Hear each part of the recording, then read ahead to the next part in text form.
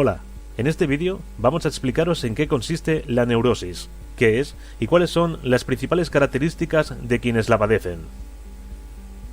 Existen personalidades en las cuales las emociones parece que se salgan de control de forma constante, hecho que provoca un deterioro de su funcionamiento general. En estos casos, podemos decir que la persona padece un trastorno emocional, que comúnmente se conoce como neurosis. El neurocitismo es una tendencia a estar en un estado emocional negativo durante largos periodos de tiempo. Las personas con neurocitismo tienden a estar más deprimidas, sufren sentimientos de culpa, envidia, ira y ansiedad, con más frecuencia y con mayor severidad que la mayoría. Las personas con tendencia al neurocitismo son particularmente sensibles a los cambios en el medio ambiente, sufren mayores niveles de estrés, es más fácil que perciban las situaciones como amenazantes y más negativas de lo que verdaderamente son. Para ellas, las frustraciones en principio triviales son altamente problemáticas y pueden conducirles a la desesperación. Tienden a ser tímidas y padecer ansiedad, fobias y otras neurosis, tales como trastornos de pánico, agresividad, ansiedad y depresión. La neurosis, en realidad, es un trastorno mental que implica sufrimiento, pero no hay presencia de alucinaciones ni delirios. El individuo se encuentra todavía en contacto con la realidad. En contraste, las personas sin neurocitismo son emocionalmente estables y se las arreglan para lidiar con el estrés con más éxito. Suelen ser tranquilas, ecuánimes y tienen menos probabilidades de estresarse o mostrarse tensas frente a las dificultades diarias. Síntomas frecuentes de la personalidad neurótica.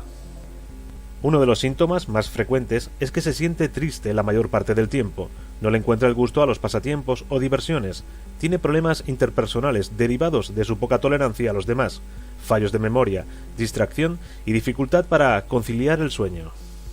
En estos casos puede ocurrir que la persona ni siquiera se sienta tan triste, sino muy irritable, explosiva y con gran carga de frustración ante sus problemas cotidianos. La gente la nota muy sensible y con gran sufrimiento.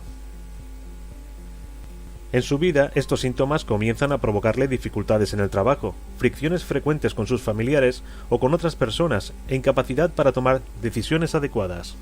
Si esto progresa mucho, las ganas de vivir pueden disminuir y se llega a considerar incluso la posibilidad del suicidio. Esta situación requiere la evaluación y el tratamiento de parte de un profesional capacitado en el manejo de la depresión. También existen personas que paulatinamente desarrollan preocupaciones constantes y catastróficas, sin causa externa que las justifique, y se angustian por encontrar formas de evitar que se conviertan en realidad. Esto puede incluir la práctica de rituales mentales o conductas repetitivas como rezar en voz baja un número predeterminado de oraciones, contar mentalmente todos los autos de un determinado color, lavarse repetidamente las manos cuando se teme estar contaminado por haber tocado algún objeto sospechoso, chequear una y otra vez las llaves de la estufa para evitar ser intoxicado por una fuga de gas doméstico o la cerradura de una puerta para poderse retirar de ella con la tranquilidad de que está cerrada. Poco a poco comienza la disfunción social de la persona. Los demás la ven rara.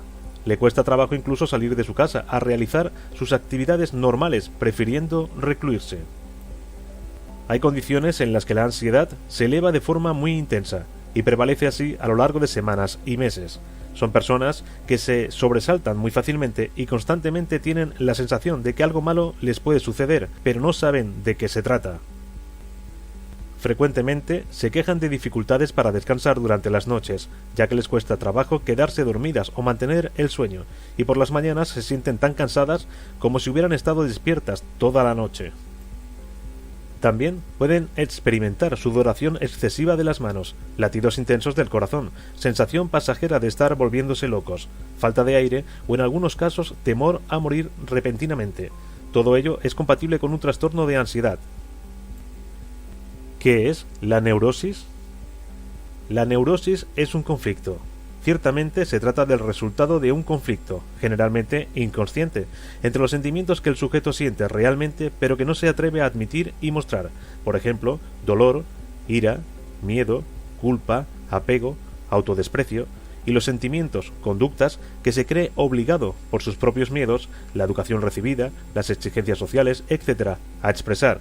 De esta contradicción, de este choque, surge habitualmente una máscara intermedia, un sentimiento, conducta, más o menos deformado, al que llamamos síntoma, un conjunto de síntomas, recibe el nombre de trastorno. La neurosis es un bloqueo. Como resultado del conflicto anterior y sus síntomas derivados, la persona no puede fluir y adaptarse con facilidad a la realidad. Se atasca, fracasa aquí y allá, pareja, trabajo, relaciones sociales, proyectos, felicidad, etc. Sufre mucho por todo ello. Como resultado, sus síntomas se retroalimentan y perpetúan. La neurosis es una defensa. ¿Contra qué? Precisamente contra sus dolores más secretos e insoportables, su desamor, sus traumas, sus miedos, sus sentimientos reprimidos, su infancia perdida para siempre, su responsabilidad de hacerse cargo de sí mismo o sí misma, etc. La neurosis es una estrategia. Paradójicamente, los síntomas neuróticos ofrecen también sus ventajas, pues dan al sujeto la oportunidad de ser el centro de atención, reclamar amor y mimos, dominar el entorno, evitar la vida y las responsabilidades, etc. Así, el neurótico, por comodidad y pereza inconscientes, se resiste sin saberlo a curarse. La neurosis es inmadurez. Todo lo anterior es una manifestación y a la vez un reforzador del secreto infantilismo o narcisismo del neurótico, que en el fondo no es más que un niño asustado, estancado en el pasado, evitando la vida, renunciando a su libertad. El neurótico, en suma, paradójicamente aferrado a su problema, se resiste a crecer. Para superar la neurosis, requerirá examinar con valentía cada uno de esos aspectos. Para ello, la persona afectada tendrá que destapar, aceptar y aprender a convivir con las verdades más duras de sí mismo y de su entorno pasado y presente.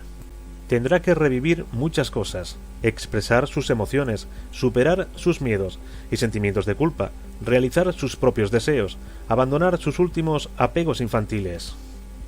Y así, gradualmente, cada vez con más fuerza y autoestima, la persona empezará a sentir que ya no necesita seguir huyendo de sí misma, pues se siente totalmente capaz de afrontar su pasado, su vida y su futuro.